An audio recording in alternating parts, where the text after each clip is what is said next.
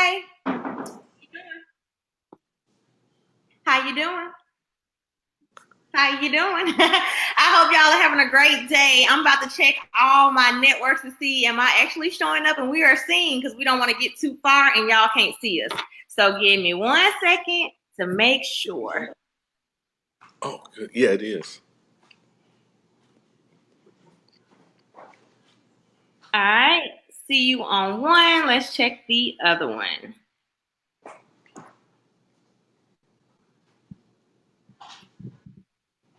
Everything's kind of slow, so give us a minute.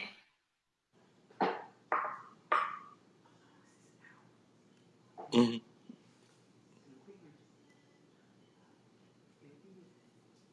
I'll be ready for it.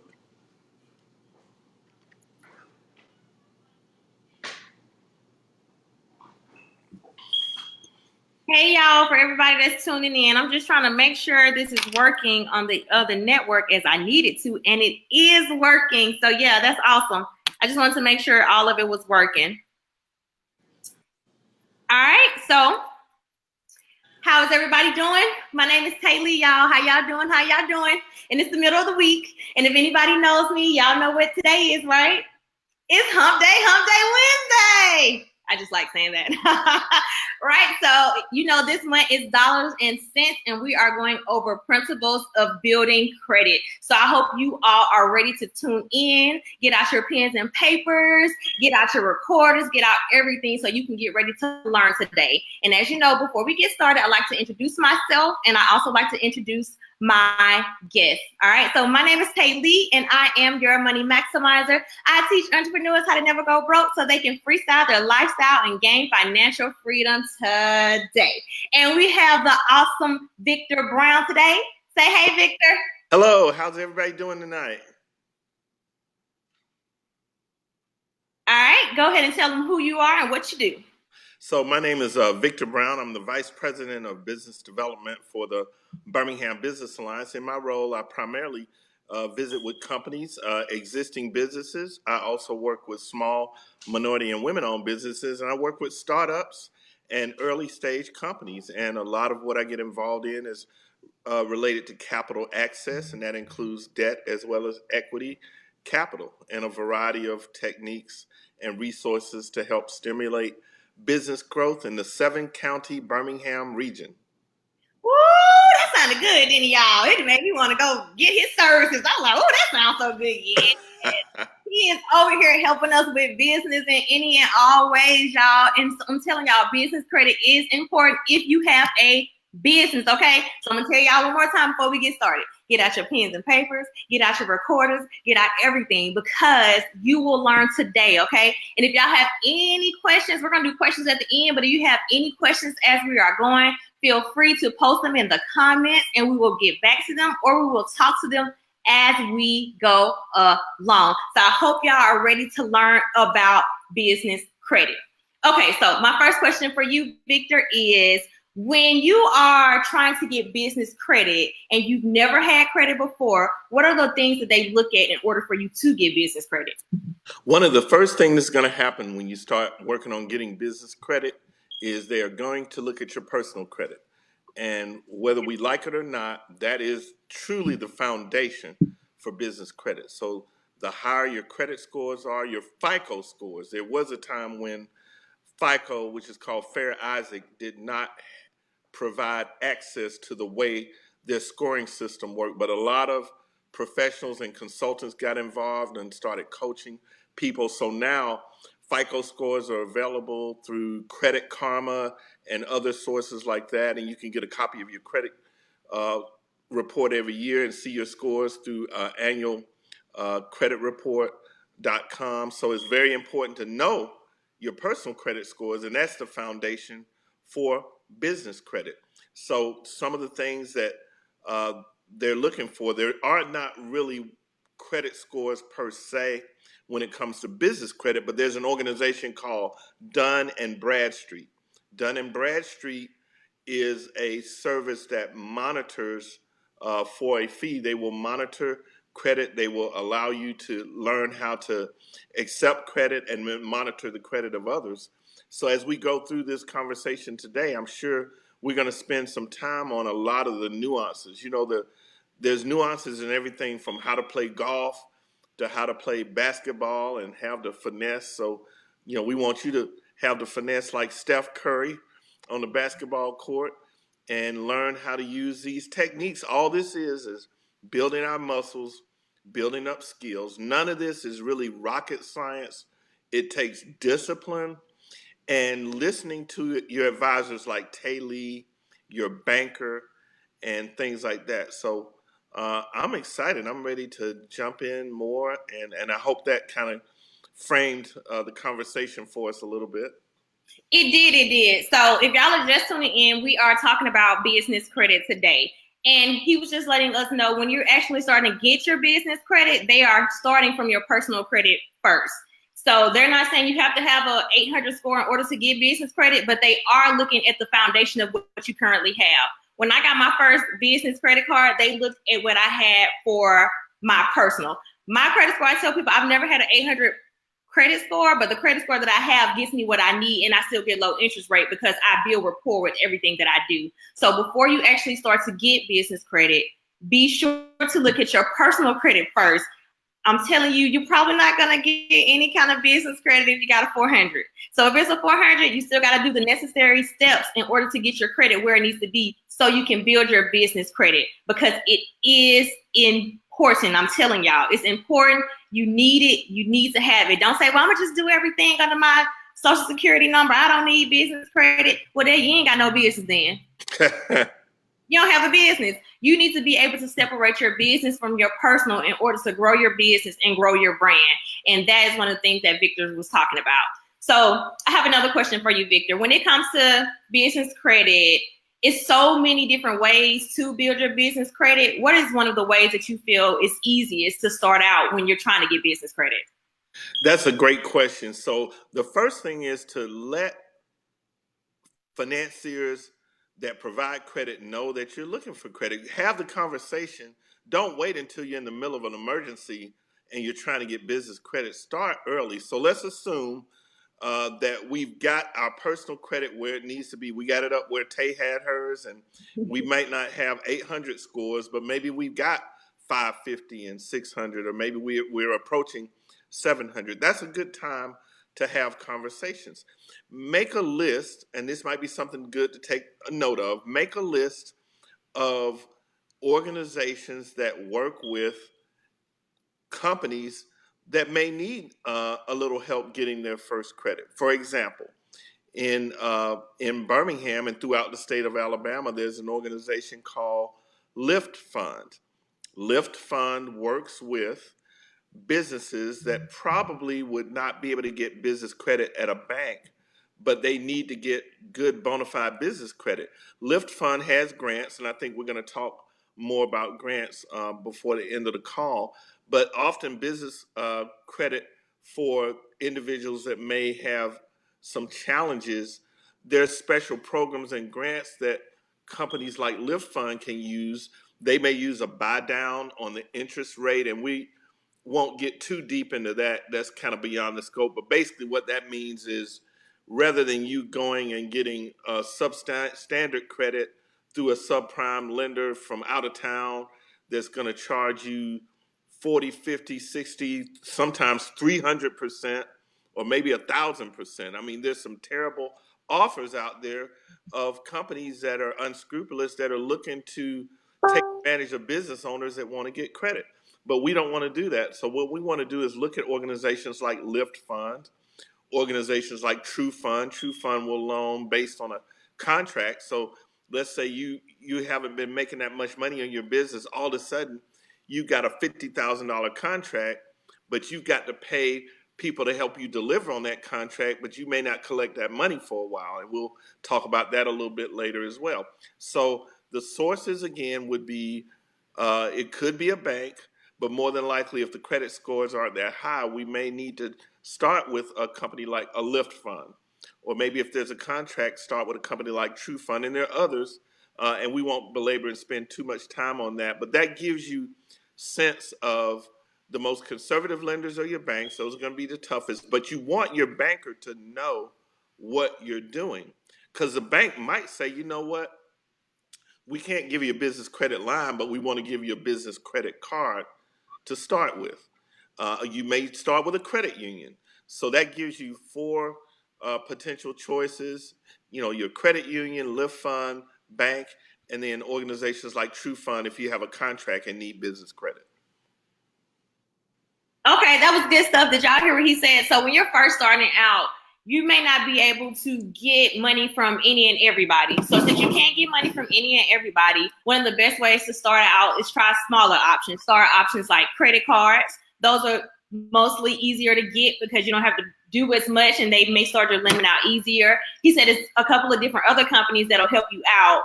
What was you said it was called Lift Fund? Lift Fund, yep. Lift Fund. Y'all heard that. It's called Lift Fund. So if you've never heard of Lift Fund, look it up because he just gave you another way to get money when it starts to get business credit. I think it's awesome.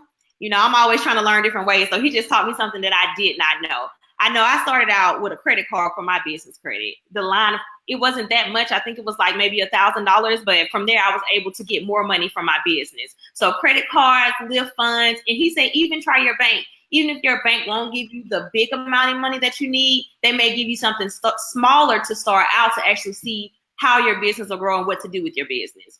Because it can get tough out here, y'all. Credit makes everything go round and round. It just really does. Everybody doesn't have cash to finance things they need to do. And so credit would be another alternative for you to do it because you would hate to have $50,000 in cash and you spend all of that $50,000 in cash and it doesn't work out the way you need it to. It's better to go ahead and get that credit. And if anything was to happen, you're able to pay it off over time instead of just being flat broke. Nobody really wants to be flat broke. It's not what I want. I know it's not what you want, and it's not what your kids and your family members want either. So just always start with smaller alternatives. Credit cards, credit unions. Dang it, what is the name of that? Say it again. Yep. So Lift Fund, Lift Fund, credit card, and True Fund. True Fund. And again, they fund contracts, and they're going to be expanding and doing more things over time. They'll be doing a big rollout in September and October. So we all need to listen out for for True Fund, because they're going to be expanding here in Birmingham. They're looking to hire a new leader. The leader that was there retired. So just met with the head out of Atlanta, and the New York head is coming into town. And it's all about providing more capital for businesses in Birmingham and businesses throughout the state of Alabama. So that's some exciting news, and you heard it here first on this show. Dollars and cents. So he just gave y'all some more information. So he said they will be coming this way in October, y'all. I'm excited. I need to figure out how to get some of this money. That's what it's all about. This money. So yeah, he just gave us some information that we didn't know. So be looking forward to this towards October. True Funds. Yep, that's right. You got it right. Damn, I got it right this time. True Funds. So True Funds will be coming towards Birmingham in the state of Alabama. So look forward to that. That's another way for you to build credit. Or your business credit anyway. So another question. So another thing to keep in mind at this stage is as you're getting your personal credit cards, personal loans, or maybe you get a bonus on your job, you can also be a lender to your company as you're doing what we call paid-in capital. Paid-in capital means that you're funding the money from your personal cash that you've saved. From maybe you get a bonus, or maybe you, a lot of times for years, financial planners didn't recommend it, but some people have taken money out of their 401k and used it to invest in their companies. Investors, banks are looking to see, okay, are you going to do what it takes to do what needs to be done for your company? Is this person willing to go out and get a equity line on their home, or take a little out of the 401k, get a 401k loan preferably, or sell a car. I've had business owners that are very successful running multi-million-dollar businesses that sold their car. So if somebody's driving around in a Mercedes Benz and they have a decent house and they're running around telling everybody, well, I'm not going to use my own money, I'm going to use other people's money, and I've got to get a loan, and I'm not going to use my own money. Well, the banks don't want to hear that. Potential investors don't want to hear that. They want to know, do you believe in your company? And you can also structure loans. So you can say, okay, I've got this cash in my personal accounts. I'm going to deposit that in as paid in capital, or I'm going to do it as a loan. So you may say, okay, I'm going to get $1,000. I'm going to deposit this in the business bank account, but I'm going to charge a 15% interest rate. It's your company, but legally, let's say it's a corporation, the company can pay you back on a monthly basis, annual basis. But the bottom line is you got to book that 15% interest, just like you're the bank or the credit card company. Wonderful way to fund your company. A lot of it requires sacrifice, but so does building business credit. What we're talking about is sacrificing for today so we can have a bigger, better tomorrow with our companies. That's good, y'all. So did you hear what he said? He said, when you're actually starting out, sometimes you might need to borrow money from yourself. You might need to give up something that you necessarily don't need, or take out a line of equity from some of the stuff that you have, put it towards your business, but charge an interest rate on your business so you can actually see. So sometimes people say credit is bad for you, but credit is only bad from you when you don't know how to manage it. And so if you borrow $1,000 from yourself and you give yourself a 15% interest rate to pay it back, but you never pay it back, use up all the money, and you still haven't put it towards your business, how do you think it's going to be when it comes time to get a credit card or get a loan or get a line of credit or get money from places like True Funds? All those come into account when it's your business. You have to pay attention to it all. You have to set a foundation for yourself and for your business to know that you can do it. Because when you make more money, you tend to spend more money. So you have to say, no, I'm not going to do this today. Yes, I'm going to do this today in order to get your business to the next level. Sometimes, like you said, you got to say, look at your lifestyle today in order to have a better future tomorrow. So that's another way to actually look at business credit. Borrow from yourself and see how well you do. That's right. Borrow That's right.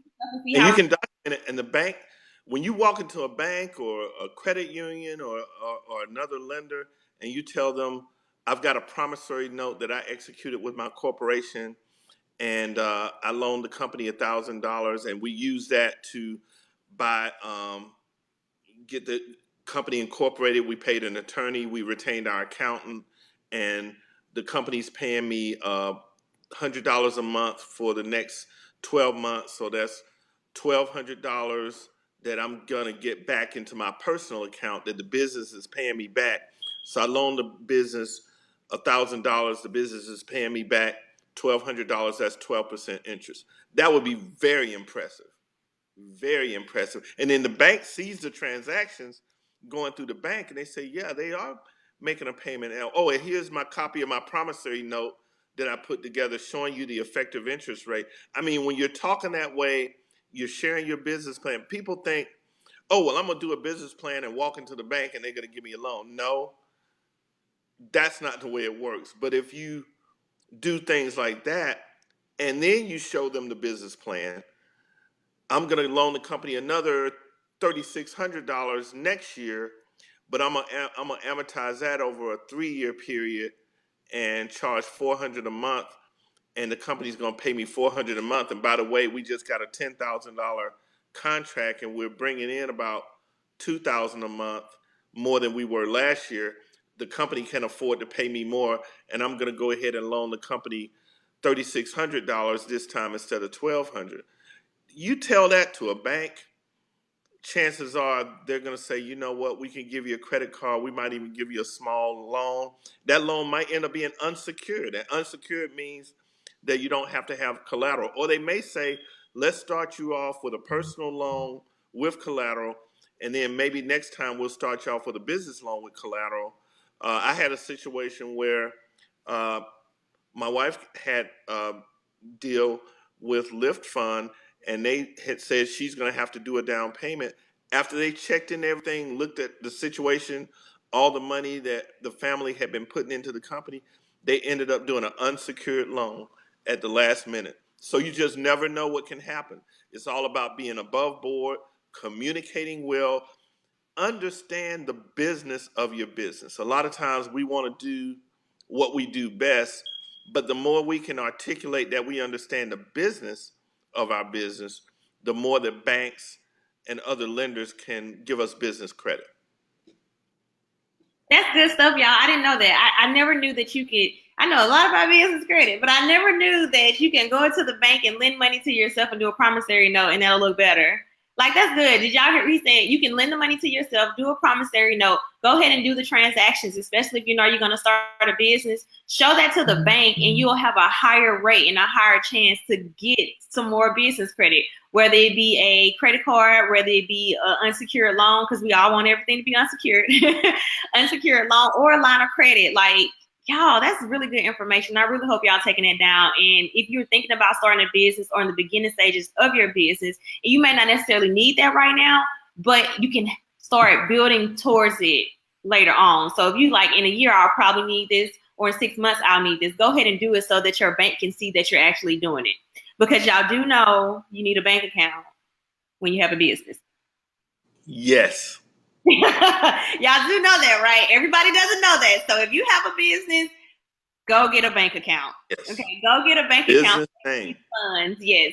And even if you're not a LLC or a corporation or anything up front, you can always do it as a DBA to start off, and they'll take it as that. Absolutely. They still want to see it. My first business, if anybody knows me, my first business was Ote. It was my name, and it was a DBA Ote. That's what it was. So I always used it that way before I decided if I wanted to be incorporated or not. And they still treat it as a business account. So that can happen. So be sure to know. It's good to understand interest rates and rates of return. I know a lot of us, I was an accounting major, but accounting really wasn't my favorite subject, but I majored in accounting anyway. But years later, after having business experience, it is so important for us to understand return. Things like return on investment, internal rate of return. I know it sounds scary, it sounds like it's above our heads, but really a lot of this stuff is really simple. And the bottom line is this: when you start looking at business credit and you can get a credit card, a personal card at 24% because your FICO score isn't that high, but you know that I really don't want to spend the next 10 years paying 24%. What do I need to do for me to start getting credit at 20% and 15% and 12% and 8%? How can I become a more in-demand, preferable type customer so I get a lower interest rate? Because you want to, just like that promissory note at 12% or 15% that you did with the company, and you're paying that money back to yourself, a 401k loan might pay yourself back. You know, you get a 401k loan, you're paying yourself back that money back into your retirement account so you can have a good retirement. That's at 8%.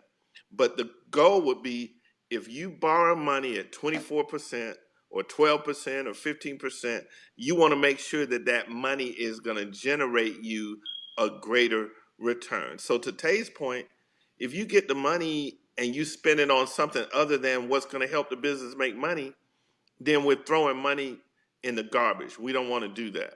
We want to get a return on this business credit to increase the growth of the company, increase the ability to hire employees, increase the ability to make more revenue. That's what the business credit is supposed to do. It's not to go out and get a brand new Mercedes Benz and that kind of thing.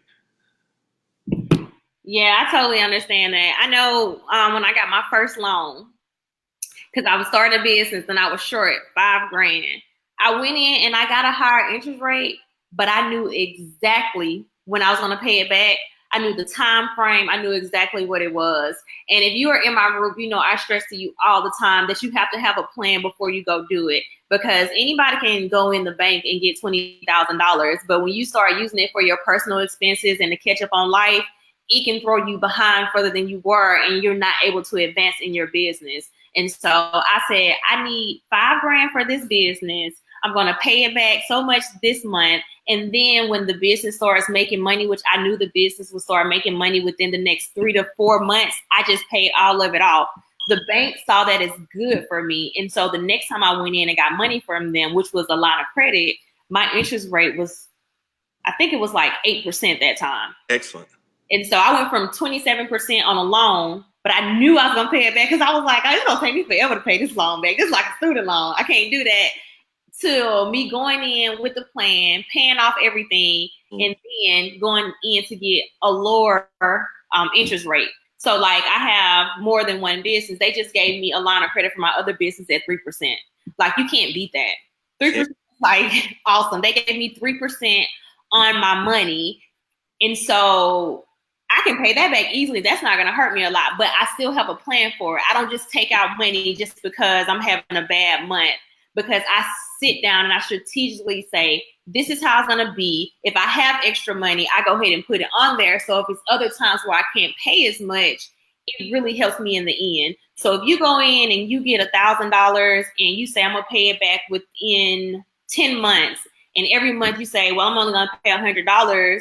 And then you have that interest rate, that can end up being at the end an extra $2,000 instead of you saying, well, you know what? I have extra money that the business made. And instead of me something small like eating out on the business card, I'll put that extra money a month that I save towards that card. The banks look at that. The credit card companies look at that. They say, oh, this person cares about their credit. This person cares about their business. That's why when you have credit cards, you be like, dang, they just increased my line of credit. I ain't even asking them to increase my credit on my credit cards. They're doing that because they see that you're actually paying for it. They see that you're actually building a rapport with them and you're actually trying to build your business credit. So think about that before you get a loan, before you get a grant, before you get a credit card, before you get a line of credit, because all these things are really important. I keep telling y'all, we want to build generational wealth and not debt. So you want to start learning how to do it right now, even if you didn't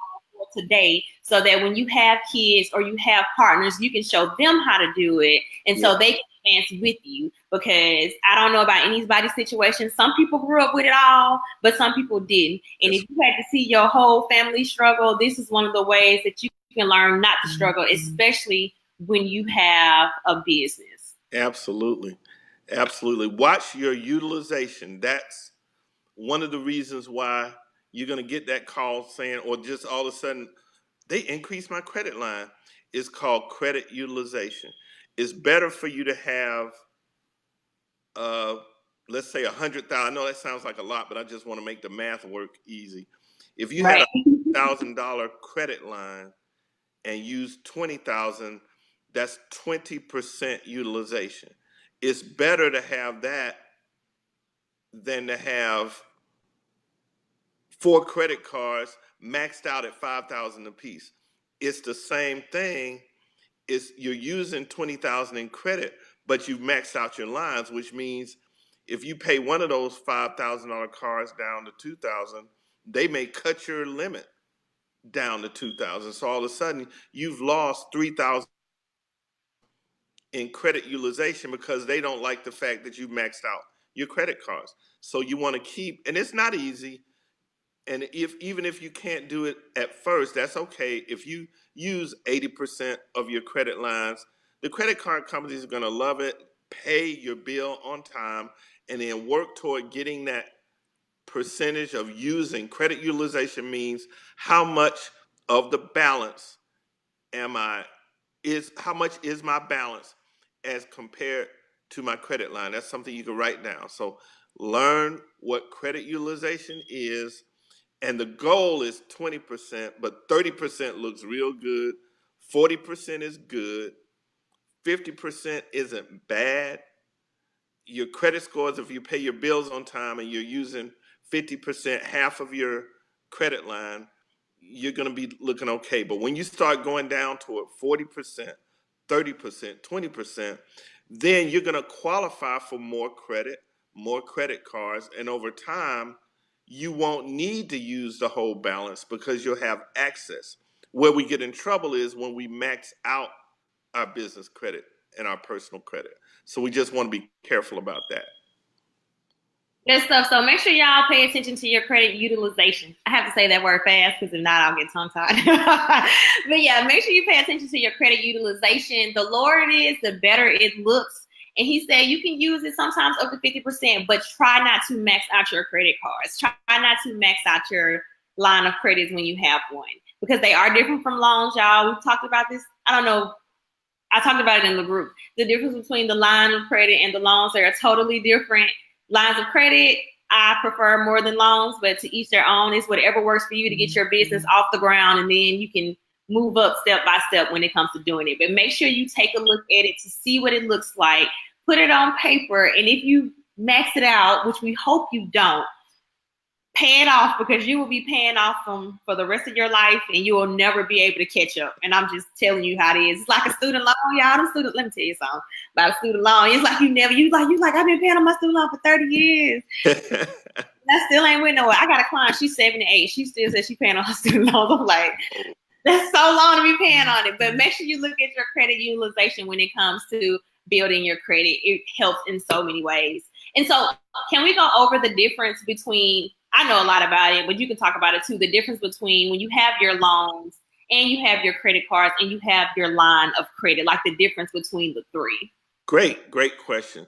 So when credit scoring is taking place, what FICO wants to see is that you've got a good mix of credit, which means you need loans, you need maybe an auto loan, credit card, line of credit, installment loan, maybe a department store loan. And what they're after is, okay, there's a balance. It's a little bit complex. It can get confusing at times, but the bottom line is if you have a good mix of credit, then you're considered a good credit risk, especially if you pay it on time every month. Loans, to the point that Tay was making a few minutes ago, you can't change the utilization on a loan. Once you get the loan, then you just need to pay the loan back. The good news about loans is they can also be used to help reduce your balances on credit cards and other business credit and personal credit. So those loans, often lenders are watching to see, okay, if we loan them this, what are they going to do with it? Or they may say, okay, we're going to give you this loan. However, we want you to pay down on some of this credit because we don't want what they call your debt service coverage ratio to be more than a certain amount.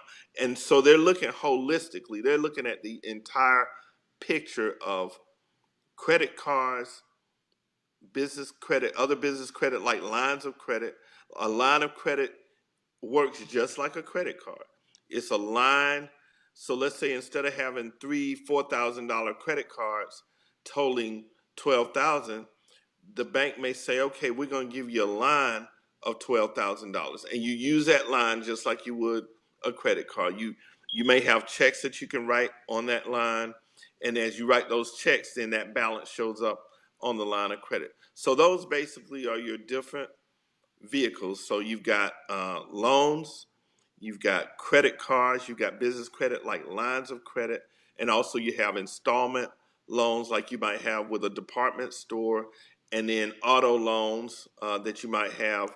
If it's for a business, it could be for a truck and that kind of thing. Personally, it would be for a car. And all of these put together make up your entire, I guess we could call it a credit portfolio. And you want to keep your eyes on it.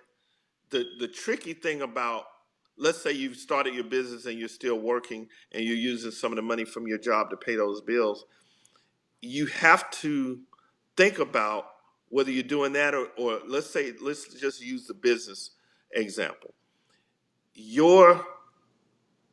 The dangerous thing that business owners sometimes get in trouble on is, let's say you got that big contract. You went to True Fund, they gave you $250,000 because you got a $300,000 contract coming in. True Fund gave you $250,000. You go out and celebrate, and you get the champagne, and you're going to the platinum, and you're going to do all this stuff. You got a limo and all, and you're spending $1,000 on that, and then you spend $5,000 on a new wardrobe. Well, the money that you receive, that 250,000 is given to you to pay labor, materials, and overhead, depending on what your business is. You may not have $5,000 to spend, even though you're going to get a paycheck compensated for what you do. There may be some contingencies that you didn't negotiate in that contract. So when you bring it right back to credit, if you go out and overspend on that contract and you don't have any other credit other than what TrueFund gave you for the contract, then you got yourself into trouble. So you've got to really watch how you balance all of your credit, how you pay those bills. The hardest thing for me or anybody else to do is to look at cash in the bank and remind yourself that that money might be in the bank and I can go write a check, but that does not belong to me because I got to pay this 2 weeks from now. I got to be prepared to pay this 30 days from now.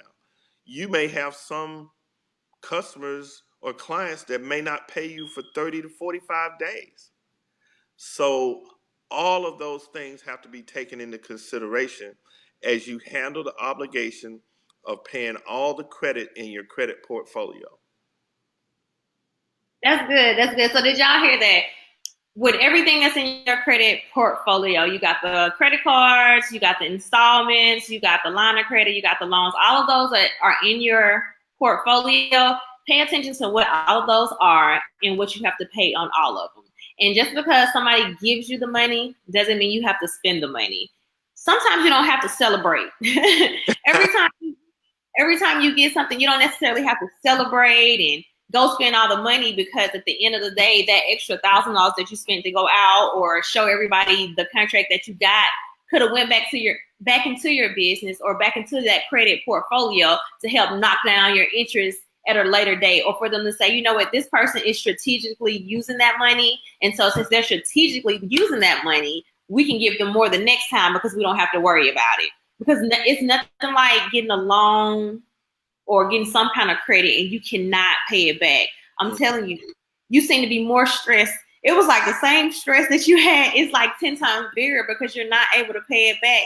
And it's just like you start looking at the world like, why I gotta be sunny today? You know, you're just upset because your credit is not where it needs to be, and you ended up spending that money that you didn't want to spend. Well, not want. You probably wanted to spend it, but you didn't need to spend. So just pay attention when it comes to credit, and when you're receiving money from credit cards, when you're receiving money from banks, and that even comes to grants. When you have grants, it's stipulations on grants too. They don't just give you grants all the time and say you can do whatever you want to do with them. So you have to pay attention to those, because you don't want to end up being in default or any trouble with government agencies or anything because you've taken money and not done what you said you were going to do with it. And the other thing, all of that. Keep in mind with your company, with grants is, and this is something that more of us really need to take to heart. We're supposed to have, boards of directors in place, advisory boards, and sometimes if we're a corporation, we'll fill out these articles of incorporation and say, oh yeah, I got to have a vice president, a secretary, and a treasurer. Well, I'm going to be the president, and I'm going to be the chairman of the board, and my mom is going to be the vice president, and my sister's going to be the treasurer. No, that's not. We may have to kind of start that way, but begin to look for, and even with nonprofits, which really should be run like businesses, and nonprofits can qualify for credit as well. You need a board of directors that is a real bona fide independent board of directors for your nonprofit and for your for-profit companies. We need to start having more advisory boards and start looking for people that have some skills that you need. Don't just, well, let me hurry up and get a board of directors so I can turn in my paperwork and get my corporation. That's not,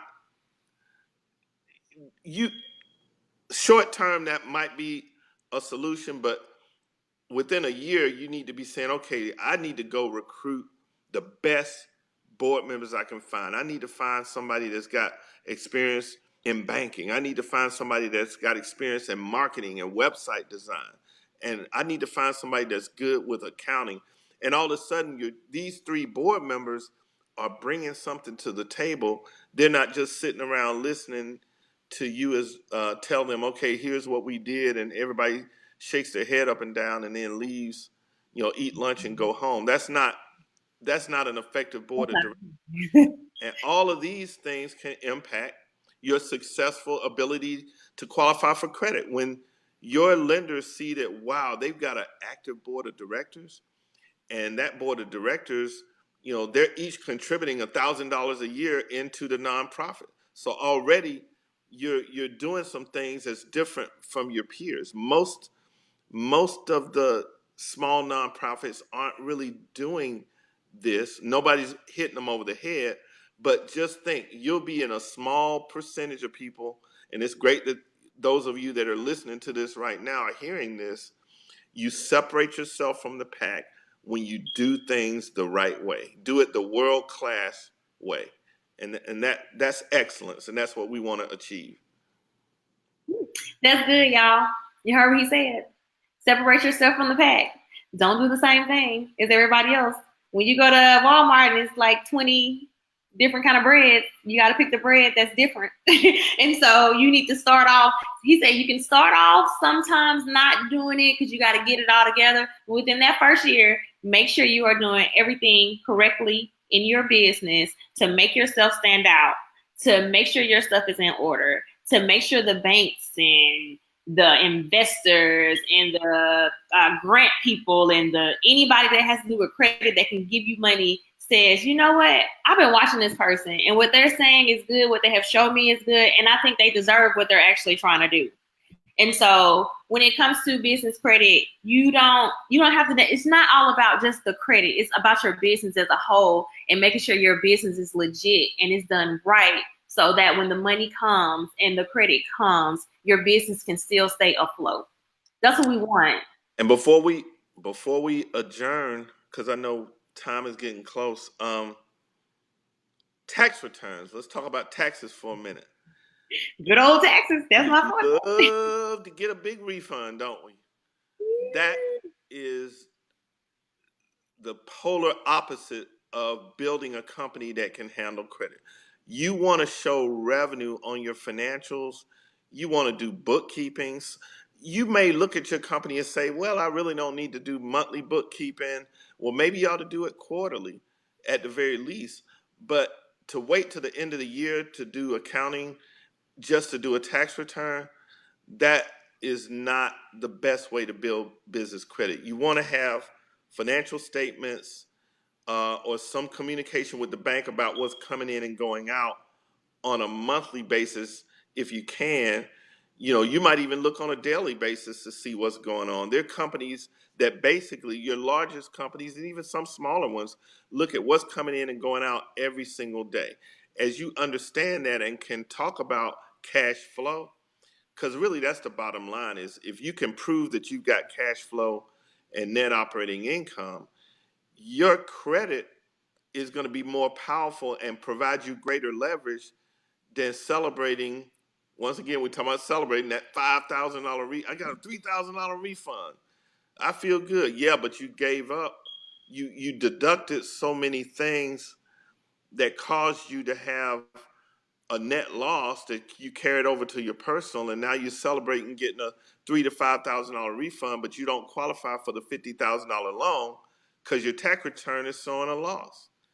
So we want to be careful there. Yes, y'all know I talk about taxes. Yes, you heard what he said, right? Taxes and tax returns have to do with everything, business in all different areas. I tell my clients, you have to make a decision. Do you want a refund or do you want a house? Do you want a refund or do you want a loan? You can't have both, especially if you are completely self-employed. You have to make a decision. And then you need to pay your quarterly taxes so it can help, so you won't owe as much at the end of the year either. That's right. You have to understand that when it comes to business. I have done that before. I've never gotten a refund before. But I have said, you know what? I don't want to pay all this because that year I didn't feel like paying my quarterly taxes. And so at the end of the year, I owed this big old amount. And I was super sad about it. And I was like, oh my goodness. And so you start writing off all those deductions and putting all that stuff on your paperwork. But then when you actually need money to get money for your business, you're not able to do it. When you're trying to buy that house, you're not able to do it. When you're trying to buy that car or that van or that truck that you need because you got a little bit more business, but you need an extra truck, but you're not able to get it because they're looking at your tax returns and you haven't done it right. And so I'm glad you brought that up because I talk about that a lot. Your tax returns mean a lot. You can't have them both unless you got a lot of kids. And I'm telling you, when you making the money you want to make, a lot of kids still ain't gonna help.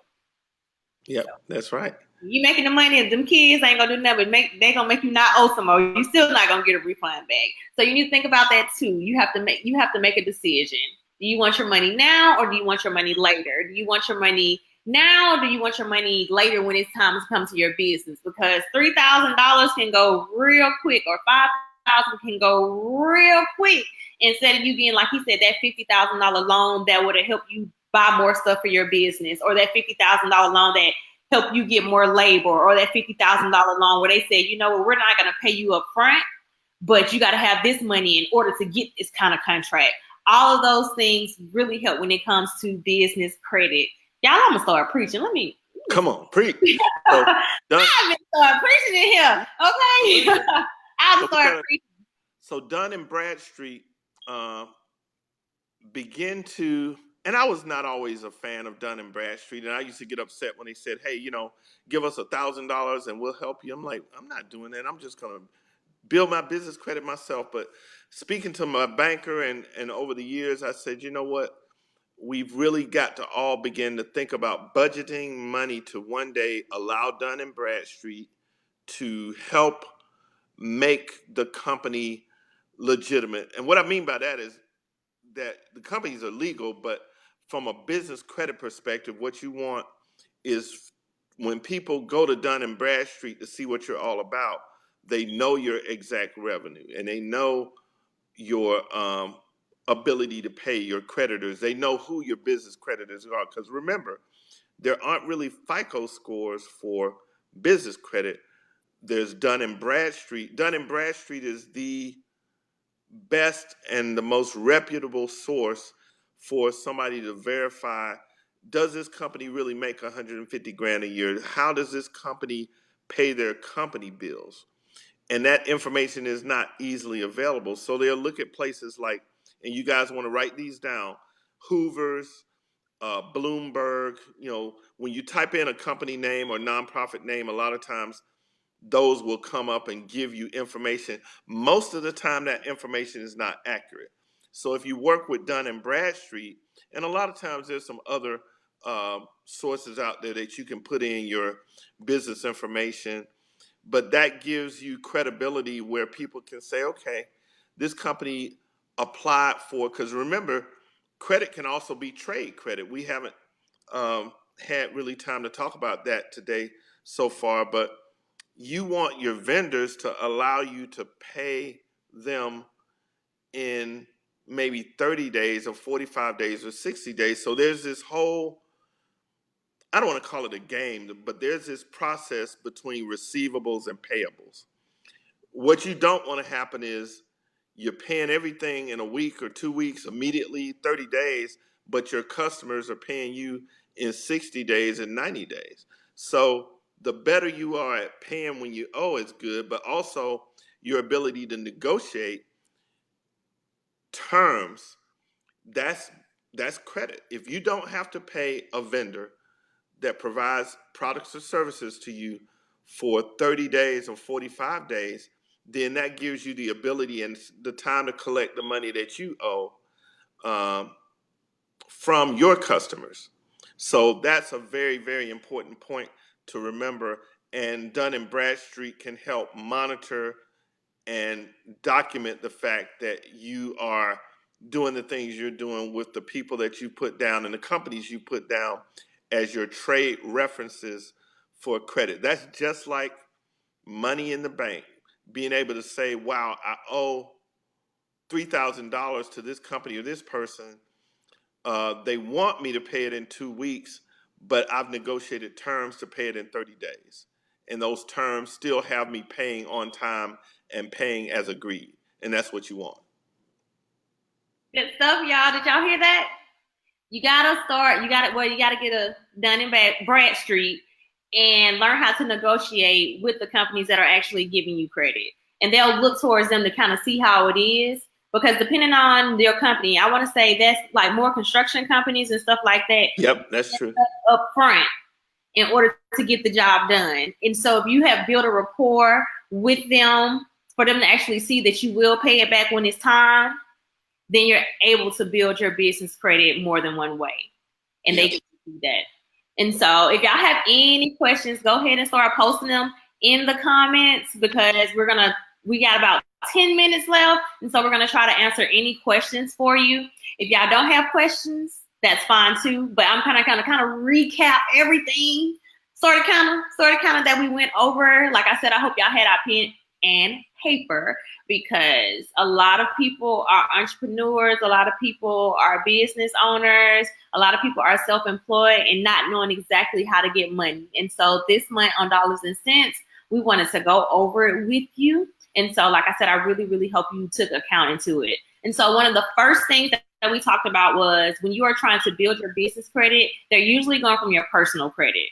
And so go ahead and try to get that solidified in some ways. It doesn't necessarily have to be an 800, but it needs to be, you get most of the stuff when you're like 600s and above, because when you get anything under 600, your interest rates can be really, really high. So make sure you take that into account when you are trying to get business credit. Also, when you get business credit, look at your interest rates and see what they look like, because sometimes you may have to start off with a higher interest rate, but when you pay it down, do everything on time, your interest rate can drop. So you will see the difference in that. And then you have your credit cards, you have your loans, you have your installments, you have your LOCs, line of credits. You have all of those different type of ways. And then he named the other ones that I cannot remember their names, but I'm going to remember the other two of ways for you to get money. And so take all of those into account. Also, if you have extra money or you're able to take out money, maybe from a home or from anywhere else, or if you just have an extra $500 to $1,000 laying around, write a promissory note, put that money in the bank, pay it back, treat it as a loan. So when you actually go into a bank, they will see that and say, this person is smart. They're already business minded. We see what they're doing and we like it. And we will give you a loan or a line of credit just to start off, just to see if you can do it. And one of the things that is really, really, really, really important is be sure to have a plan. Okay? You have to have a plan before you go get this money. Everybody want to get this money, but then when the money don't go the way they want it to go, they're going to be like, I don't know where it went. You don't know where it went because you didn't have a plan that went along with it. So make sure you have a plan with it. Even if the plan is flawed and it may not go according to your plan, at least you had a way to actually look at everything so you can see where the money is going and what you need it for. Because we don't want to go and get this money and start celebrating. Celebrating get you in debt, y'all. And we're building generational wealth over here. So we don't want to celebrate every time. Have a plan, stick to it, learn to say no, and keep pushing in order to get your business credit to where you need to be. Let me see. What else can I recap? We talked a little bit about Dun and Bradstreet. Yeah, Dun and Bradstreet is really good for you. They're the people that they look at. They give you a DUNS number, and knowing what that DUNS number is, and also what's interesting about Dun and Bradstreet is a lot of your large government contracts, one of the first things they want to know is what's your DUNS number. So not only do we want a DUNS number, we want, when people look at that DUNS number, we want them to see what we're saying they're going to see, that we can perform. And performance means that we're handling our financial affairs correctly. And what big companies want to see, if you're interested in doing business with big companies, is that you've got contracts with small companies. So we've got to learn to do business together. So if you're not doing business with Tay, you need to be saying, okay, I need to learn about how I can do business with Tay, and then how she can do business with me. And as they see that trade going on, they see, hey, I've got 20 customers giving me anything from $1,000 a year to $5,000 a year. and now I'm ready to get some $20,000 contracts. That's the way you get those bigger contracts. You don't just stumble into it. You know, when I had my accounting business in Atlanta, I begged people to let me do their taxes for, you know, $10 an hour and $40 for a tax return. I had no business. But over time, as friends of the family start letting me do their books for $40 a month or whatever, but I was building up my experience. So when I ended my career in accounting before I came to Birmingham, you know, I was charging $250 an hour, but I couldn't get there overnight. I had to pay my dues. I had to learn to do good work. I had to get experience, but I had to build up a number of clients so that it justified me getting more clients and bigger ones. And it doesn't matter what industry you're in, it all works the same way. Good stuff. Y'all heard that, right? It takes time. As much as you want to work with the bigger companies, sometimes you got to start with the smaller companies too, because they will actually get you to where you need to be. So make sure you take that into account. Before we finish up, we do have one question. How do we contact you, Mr. Victor? You can reach me at the Birmingham Business Alliance, and that phone number is 205-241-8109. My email is vbrown@birminghambusinessalliance.com. That's VBROWN at BirminghamBusinessalliance.com. Look at that, y'all. He gave you all his contact information and he spelled it out for you. So he is with the Birmingham Business Alliance. Okay, so you Business Alliance, connecting people, making it work for your business. So look, I'm over here. Man, I'm telling y'all, every time I bring y'all somebody, I know you'd be like, "Ooh, she giving it to us." You learning, and he is a great connect because he know about all this extra money that I don't know about, and I'm still trying to figure out. So I'm glad he told me some stuff. I'm patiently waiting on October to try to get some of this other money that he's talking about. But until then, make sure you all use your business credit to an advantage so we can build generational wealth and not debt.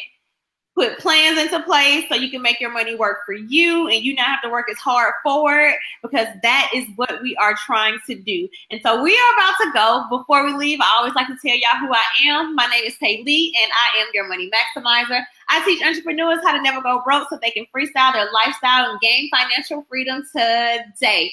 Be sure to join my group, Never Go Broke with Tay Lee, so you all can get more information on any and all things that has to do with maximizing your money, your business, and your finances. And thank Mr. Victor for coming in today. Thank you, Taylor, for having me on Dollars and Cents. Yeah. Oh, you sound like a man on TV. Dollars and cents. That is so awesome. That is so awesome. And so I really, really thank y'all for tuning in. Be sure to like and share this video. If y'all have any questions, feel free to contact both of us or either one of us, whichever one you want to do. We love to see people connecting, and we want to see y'all business grow one day at a time. So y'all have an awesome night, okay? Bye, y'all. Bye.